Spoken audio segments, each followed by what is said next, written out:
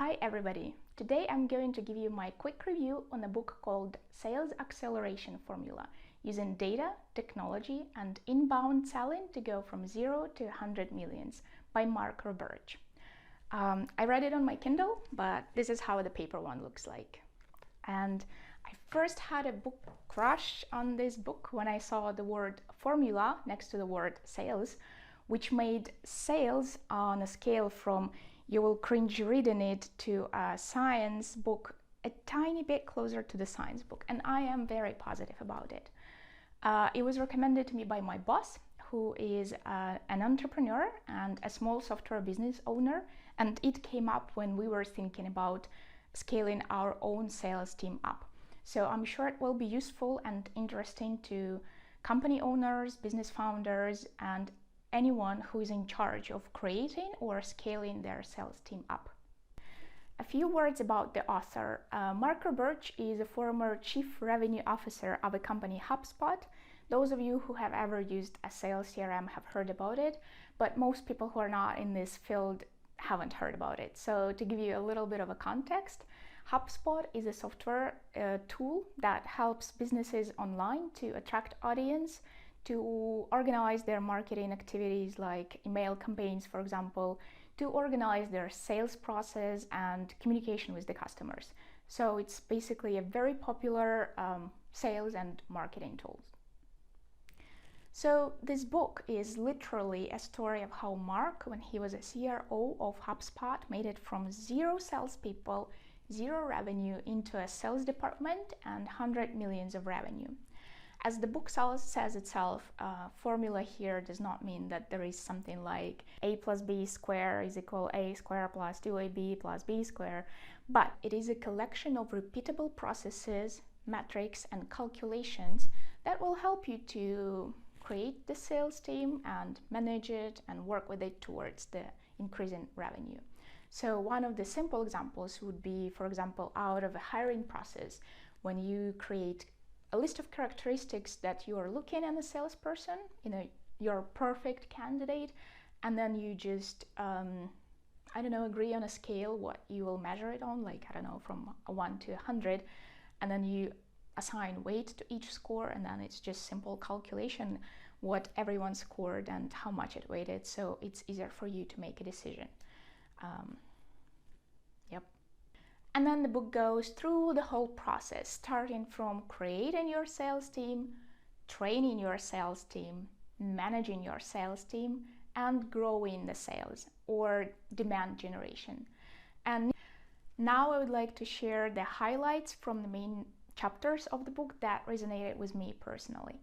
From the hiring formula step, I appreciate how author says that coachability, the ability to absorb coaching, and the ability to self-diagnose and curiosity were some of the most important characteristics that he was looking in a salesperson, the perfect salesperson. Because I like to think all of that about myself.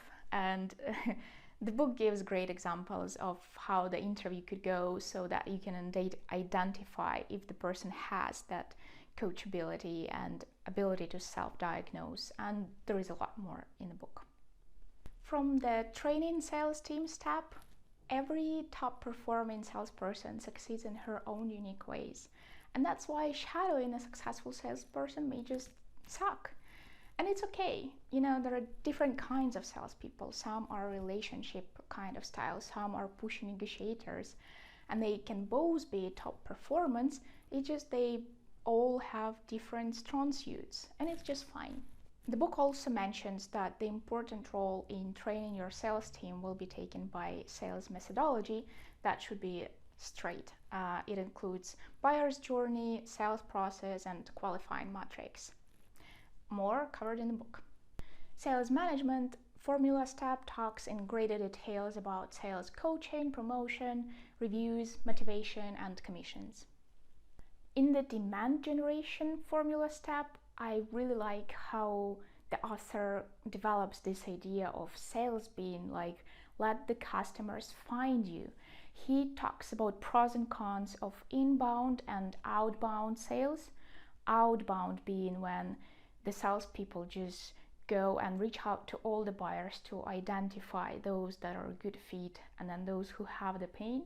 And inbound being the buyers who already have the pain, searching for the solution, and then the salespeople will identify if our solution is a good fit for them.